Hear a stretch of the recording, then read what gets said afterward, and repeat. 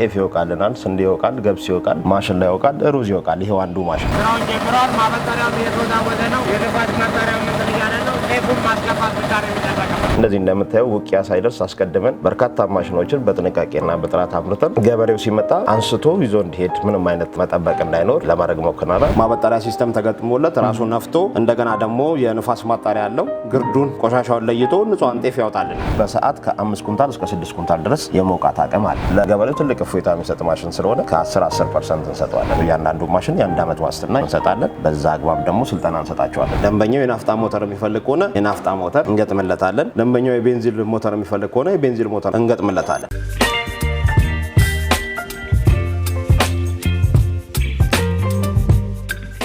ሰላም ጤና ይስጥልን። የተወደዳችሁና የተከበራችሁ የትርታ ቢዝነስ ሪቪው ቤተሰቦች እንደምን ቆይታችኋል? ፈጣሪ ይመስገን እኛ በጣም ሰላም ነን። ትርታ ቢዝነስ ሪቪው እንደሚታወቀው የተለያዩ የቢዝነስ ሀሳቦችን፣ የገበያ ጥናትና ሌሎች ጠቃሚ መረጃዎችን ወደ እናንተ በማቅረብ ይታወቃል። እንግዲህ ዛሬም ለእናንተ ይጠቅማል ብለን ያሰብነው መረጃ ወደ እናንተ ለማድረስ በቃሊቲ ተገኝተናል። ቃሊቲም የተገኘ ነው ኤልያስ ኢንጂነሪንግ ነው። ኤልያስ ኢንጂነሪንግ እንግዲህ የተለያዩ የእህል መፈልፈያ ማሽነሪዎችን ይሰራል። እነዚህ ማሽነሪዎች ምን ይፈለፍላሉ፣ በምን አይነት ፍጥነት ይፈለፍላሉ፣ ምን ያህልስ ይፈለፍላሉ፣ ምን ያህልስ ይወቃሉ የሚለውን ወደ እናንተ ለማድረስ መጥተናል። ያ ማለት እንግዲህ የተለያዩ በቆሎችን መፈልፈያ ያለው የተለያዩ እህሎችን ደግሞ መውቂያም አለው ማለት ነው። ስለዚህ እነዚህ መውቂያዎችና እነዚህ መፈልፈያዎች በምን አይነት ሁኔታ ነው የሚሰሩት፣ ዋጋቸው ስንት ነው? እዚህ ጋር እንደምታዩት ደግሞ በትዕዛዝ ሳይሆን በስቶክ ደረጃ ስቶር ላይ አስቀምጠው ባሉበት ነው እየቀረጽን ያለ ነው። እነዚህን ማሽነሪዎች የምትፈልጉ ይህንን መረጃ ወደ እናንተ ለማድረስ ከወርክሾፓቸው ተገኝተናል። መረጃውን ከመጀመሪያ እስከ መጨረሻው መከታተል፣ ለቤታችን አዲስ የሆናችሁ ላይክ፣ ሼር፣ ሰብስክራይብ በማድረግ እንዲህ አይነት ጠቃሚ መረጃን ወደ እናንተ የሚያደርሰው የትርታ ቢዝነስ ሪቪው ተቀላቀሉ እንላለን። ይህን ፕሮግራም በመምራት እኔ መስቀሌ ጎበና፣ ካሜራማናችን ናውል አብሮን ይቆያል። አብራችሁን ቆዩ።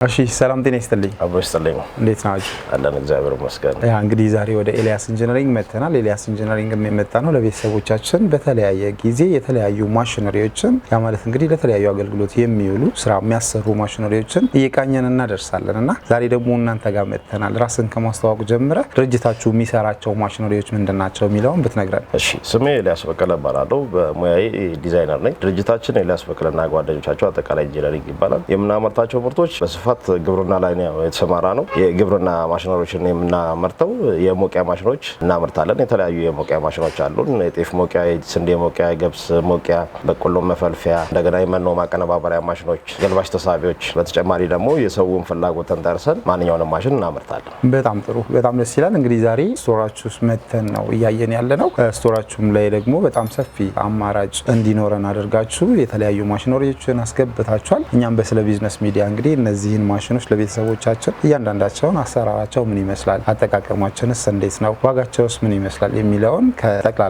መረጃ ጋር እንደሰጠን ነው። ከየትኛውን ጀምር? እሺ እኛ ከዚህ ቀደም ኦርደር ቤዝ የሆነ ትእዛዝ ተቀብለን ነበር ምናመርተው። ምንድነው ያየነው፣ ገበሬው መጥቶ ማሽን መግዛት ይፈልጋል።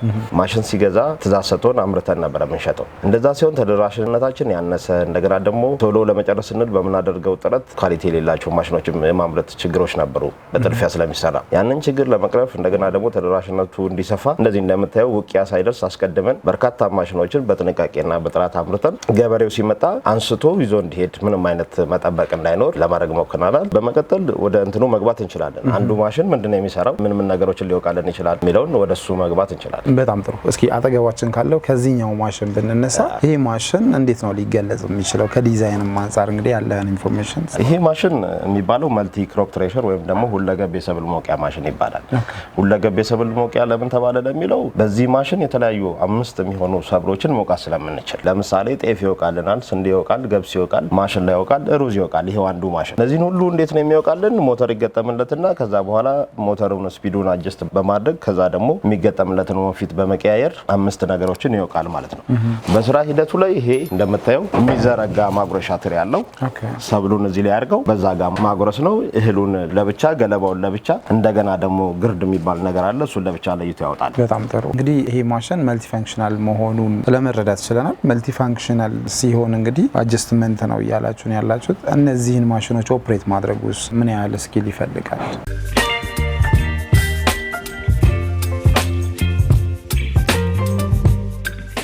እኛ ምንድነው የምናደርገው ማሽኑን ለገበሬው ወይም ደግሞ ለተጠቃሚ ስናስተላልፍ የመጀመሪያ የምናደርገው ነገር ስልጠና እንሰጣለን። ማሽኑን እንዴት መጠቀም ይችላል፣ ሞተሩን እንዴት ሜንቴን ማድረግ ይችላል፣ ፕሪቬንቲቭ ሜንቴናንስ ወይም ደግሞ ቅድመ ሜንቴናንሶች አሉ።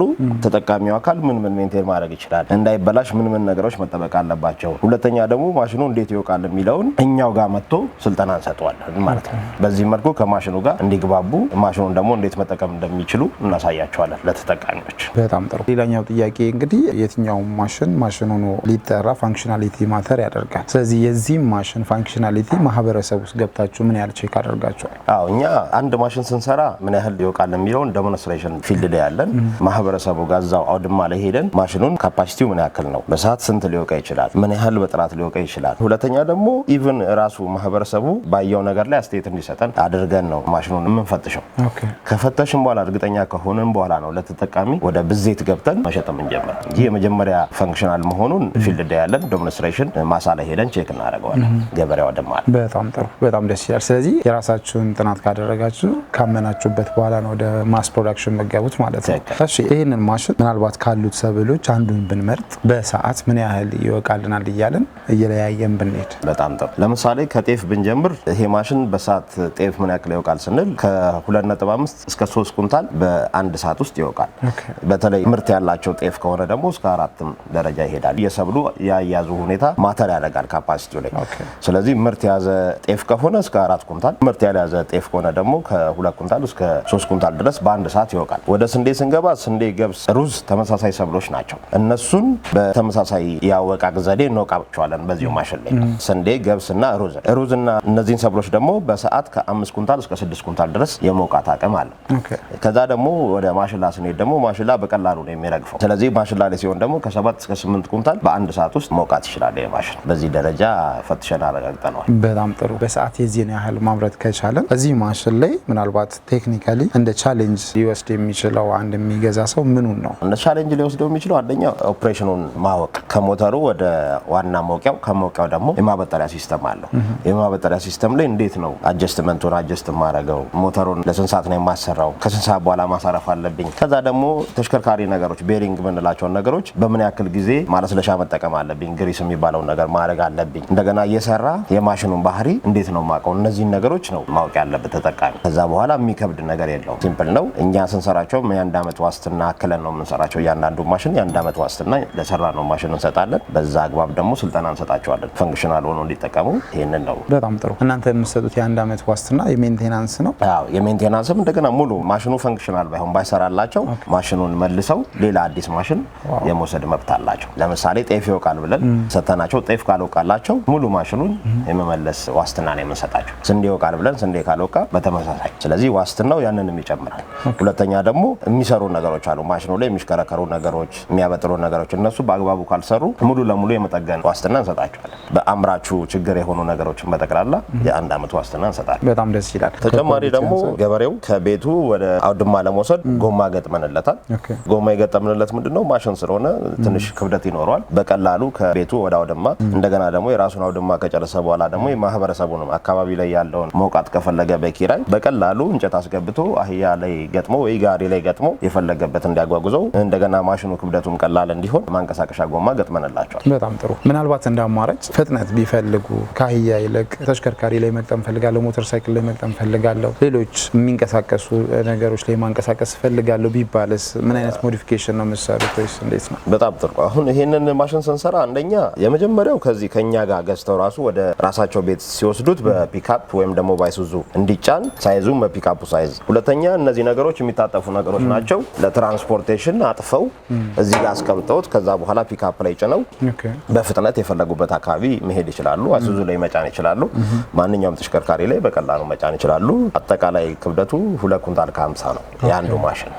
ስለዚህ 4 ሰው በቀላሉ አንስቶት ፒካፕ ላይ ወይም ደግሞ መኪና አይሱዙ ላይ ጭኖት ራቅ ያለ ቦታ ላይ ማንቀሳቀስ ይችላል። በጣም ጥሩ። ስለዚህ ብዙ የሚከብድ ነገር አይደለም ነው ለእንቅስቃሴ። ትክክል ነው። በጣም አሪፍ። ሌላው እንግዲህ አሁን በነገራችሁን መሰረት የምርት መጠኑን ነግራችሁናል። ይሄን ማሽን ኳሊቲውን ግሬድ እናደርግ ቢባል ያው ማሽን አንዱ ነገር እሱ ስለሆነ ማለት ነው በምን አይነት ደረጃ ላይ ነው ልናስቀምጥ የምንችለው የዚህ ማሽን ኳሊቲውን ከአፈጻጸም አንጻር ዌስቱ አንጻር እያንዳንዱን ነገር ብንመዝን ስንት ሰጡታላችሁ ከ10? በጣም ጥሩ። አሁን ይህንን ማሽን የምናወዳድረው ትራዲሽናል ወይ ሲወቃ ከነበረው ባህላዊ ከነበረው ልምድ ጋር ነው። ከዚህ ቀደም ገበሬው ይወቃ የነበረው አውድማ ላይ አውድማውን በበት ለቅልቆ ከዛ በኋላ በሬ ወይም ደግሞ አህያ ወይም ደግሞ ፈረስ እያሽከረከረ ነበር የሚወቃው። ሲወቃ አንዱ ክምር 3ም 4ም ቀን ሊፈጅበት ይችላል። ቀጥሎ ደግሞ እሱን ለማንፈስ ለማጣራት እህሉን ከገለባው ለመለየት ረጅም ጊዜ ይወስድበታል። ከፍተኛ የሰው ኃይልም ይፈልጋል። እነዛ የሰው ኃይልን ደግሞ ከፍሎ እንደገና የሚያስፈልጋቸውን ቀለብ እዛው አድርጎ ነው ስራውን የሚሰራው።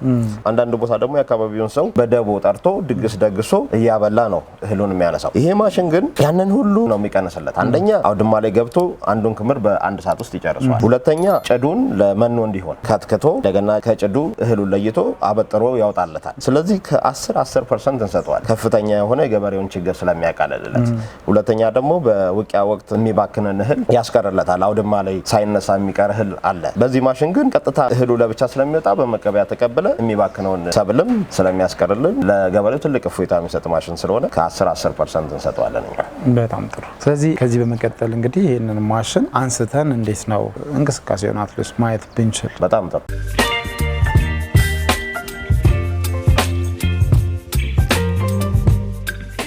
እንግዲህ አሁን ወርክሾፓችሁ ውስጥ ነው ያለ ነው እና እዚህ ጋር ምን አይነት ስራዎች ናቸው የሚሰሩት? እስኪ አንድ የወርክሾፑን ደግሞ ብታስጎበኝ።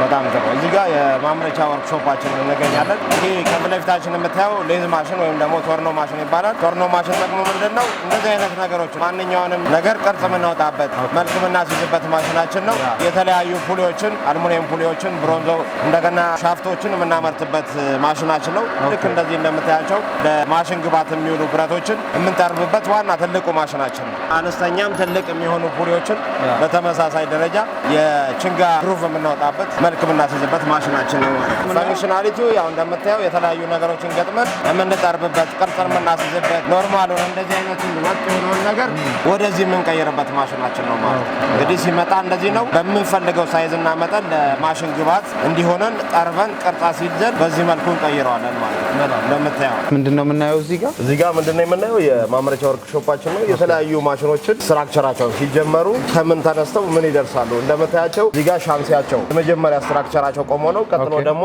የሞቂያ የውስጠኛው ፓርት እንደምታየው በዚህ መልኩ ተደርድረው ይሰራሉ ማለት ነው። ከዛ ደግሞ ቀጥሎ እዚህ ጋር እንደሚሰራው ክዳኑ የሚያስፈልገው ፓርት እየተመረተ ፋይናሊ ያየነውን ፕሮዳክት ይሰጠናል ማለት ነው። በጣም ከዜሮ ምን ጀምረው እንግዲህ ወርክሾፓችን ውስጥ በዚህ በምታየው መልኩ የተለያዩ አይነት ማሽኖች ናቸው። እነዚህ በትራክተር የሚሰሩ ትልቅ ሞቂያ ማሽን ነው። እዛ ጋር የምታያቸው በሞተር የሚሰሩ አነስተኛ መፈልፈያ ማሽኖች እየተመረቱ ነው። እዛ ጋር የምታያቸው ደግሞ በትራክተር የሚሰሩ የበቆሎ መፈልፈያ ማሽኖች እየተመረቱ ኦልሞስት 85% የደረሱ ናቸው ለማለት። እዛ ጋር ደግሞ የምታየው በትራክተር የሚሰራ የጤፍ የስንዴ የገብስ ሞቂያ ማሽን እየተመረተ ነው። ስለዚህ ከ40% በላይ ተመርተዋል ማለት ነው። እነዚህ ደግሞ 20% የሆኑ አነስተኛ የጤፍ የስንዴ ሞቂያ ማሽኖች ስትራክቸራቸው እየተመረቱ ነው ማለት ነው። እያንዳንዱን ፓርት ሙሉ በሙሉ በምታዩት መልኩ እዚሁ ነው የምናመርተው ማለት ነው። በጣም ደስ ይላል።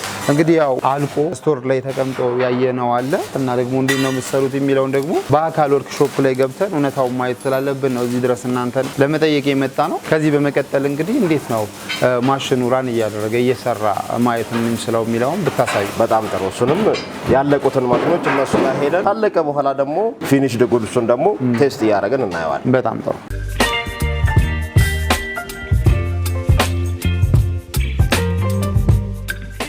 አሁን ደግሞ እዚህ ጋር ሞተሩ የተገጠመለትን ነው ልናያለ ነው። እስኪ ስለዚህ ማሽን የምትለን እንበለንና ሞተሩን ደግሞ አንስተን እንየው። በጣም ጥሩ። ቅድም እንደተነጋገር ነው ይሄ ማሽን ሁለገብ የሰብል ሞቂያ ማሽን ይባላል። ከስሙ ስንነሳ ሁለገብ ማለት ሰፊ ነገሮችን ይሰራል ማለት ነው። ለምሳሌ ጤፍ፣ ስንዴ፣ ገብስ፣ ማሽላና ሩዝ በተጨማሪ ደግሞ አሁን ዳጉሳም እንዲሰራ አድርገናል። ዳጉሳም ይወቃል። እነዚህን ሰብሎች ይወቃልናል ይሄ ማሽን። በጣም ጥሩ። እዚህ ጋር ደግሞ ሞተሩን እያየን ነው። የዚህ ማሽን ደረጃውን ከሞተሩ አንጻር ብንገልጸው ይሄ ሁለተኛ ደረጃ ማሽናችን ነው። በሳይዙ መካከለኛ ሚዲየም ሳይዝ የምንለው ነው። 10 የፈረስ ጉልበት ናፍጣ ሞተር ተገጥሞለታል። ያው የገጠምንለት ሞተር ከደንበኛው ፍላጎት ተነስተን ደንበኛው የናፍጣ ሞተር የሚፈልግ ከሆነ የናፍጣ ሞተር እንገጥምለታለን። ደንበኛው የቤንዚን ሞተር የሚፈልግ ከሆነ የቤንዚን ሞተር እንገጥምለታለን። ሁለቱም የሚገጠሙት የቤንዚንም ሆነ የናፍጣ ተመሳሳይ የፈረስ ጉልበት ነው ያላቸው። 10 የፈረስ ጉልበት ወይም 9 የፈረስ ጉልበት ይጠቀማል። ያንን ታሳቢ አድርገን የገጠምነው። ኦኬ በጣም ጥሩ። እስኪ አንስተን ደግሞ ይሄ ማሽን እንዴት ነው የሚሰራው የሚለውን ብናይ። በጣም ጥሩ። እንግዲህ ከማስነሳታችን በፊት ይሄ ማጉረሻ ነው። እሱን እንዘረጋለን። ከዛ በኋላ ዘርግተን ካስቀመጥን በኋላ ዞረን የሚታዩ ነገሮችን ጋር በስነ ስርዓት ተገጥሟል ወይ ብሎኖች ጠብቀዋል ወይ እነሱን ቼክ እናደርጋለን። ከዛ ሁሉም ነገር በአግባቡ አሴምብል መሆኑን ካረጋገጥን በኋላ መተን የማስነሻ ቁልፋችን እንከፍታለን። ኦን እናረጋታለን። ናፍጣን እንከፍታለን። ከዛ በኋላ ቾኳን ወደ ታች በመያዝ ጭንገመድ በመሳብ እናስነሳዋለን። ያው ናፍጣ ስለሆነ መሞቅ ስለሚፈልግ ነው ትንሽ ሳብ የምናደርገው። ከሞቀልን በኋላ ገመዱን በደንብ በመሳብ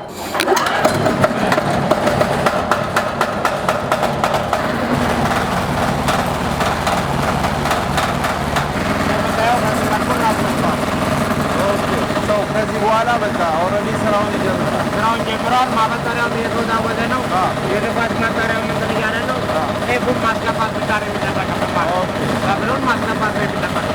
እሺ በጣም ጥሩ። እንግዲህ ይሄንን ማሽን ፈትሸነዋል፣ ሞተሩ እየሰራ አይተነዋል። ምናልባት እዚህ ማሽን ላይ ማጠቃለያ ሀሳብ የምትሰጠን ነገር ካለ ስጠንና እንጨርሳለን። በጣም ጥሩ። ያው እንዳያችሁት ለሁለገብ ሰብል መውቂያ ማሽን የሚያገለግል ማሽናችን ነው። ቆንጆ ማሽን ነው። የተሻለ የሚያደርገው ምንድነው? ልክ ሴቶች እንደሚነፉት ራሱ ማበጠሪያ ሲስተም ተገጥሞለት ራሱ ነፍቶ እንደገና ደግሞ የንፋስ ማጣሪያ ያለው ግርዱን ቆሻሻውን ለይቶ ንጹሃን ጤፍ ያወጣልናል። ስለዚህ ገበሬውን ከፍተኛ ድካም ይቀንስለታል። እንደገና ደግሞ ከምርት ብክነትም ያድነዋል። ማሽኑ በራሱ ሞተር የተገጠመለት ከቦታ ቦታ በቀላሉ እንቀሳቀስ ጎማ የተገጠመለት ነው። ተጨማሪ ደግሞ ክሊኒንግ ሲስተም ማጣሪያ የተለያዩ ወንፊቶች የተገጠሙለት ስለሆነ በዛ መልኩ ለውቂያ ስራቸው ይሄን ማሽን ከኛ ወስደው መገልገል ይችላሉ። በጣም ጥሩ። እንግዲህ አሁን ይሄን ማሽን የሆነ ሰው ሲወስድ ወደ ክፍለ ሀገር ነው ይዞ የሚሄደውና ከመሄዱ በፊት እዚህ ጋር መስራቱን አሁን እኛ ሞተር አንስተን አይተናል። ነገር ግን እህል ሰጥተነው ደግሞ ማየት የምንችልበት ሁኔታ አይኖርም። ዛሬ ላይ ያው ሰብል ስላልደረሰ መሞከር አልቻልንም፣ የታጨደ ሰብል ስለሌለ።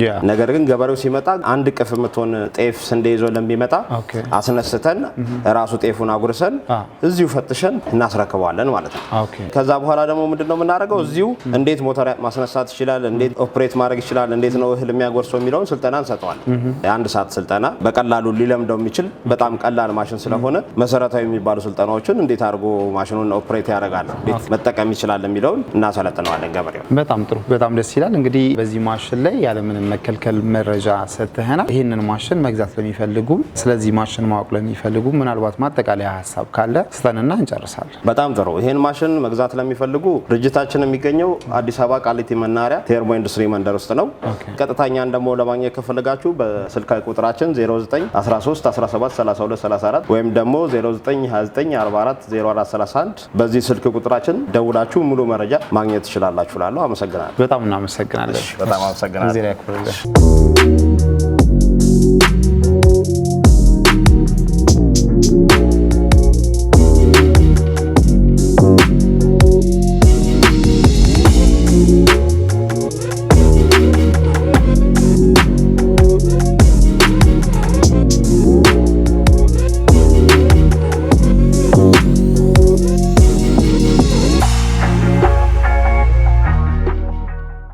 እንግዲህ የተወደዳችሁና የተከበራችሁ ቤተሰቦቻችን ባያችሁት መልኩ ይህንን መልቲ ፐርፐዝ የምንለውን የተለያዩ እህል የሚወቃልንን ማሽን ለመቃኘት ችለናል። ይህንን ማሽን ለመቃኘት በቃሊቲ ኤልያስ ኢንጂነሪንግ ተገኝተናል። ይህንን ማሽን መግዛት ለምትፈልጉ አሊያም በአካል መታችሁ ስለ ማሽኑ ማወቅ ለምትፈልጉ አድራሻው ተቀምጧል። በስልክም ደውላችሁ ሙሉ መረጃ ማግኘት ትችላላችሁ እያለን ፕሮግራማችንን በዚሁ አጠቃልለን አብራችሁን ስለቆያችሁ በድጋሚ እያመሰገንን ሰብስክራይብ ብታደርጉ እውነተኛ መረጃን ከቦታው ታገኛላችሁ። እናመሰግናለን።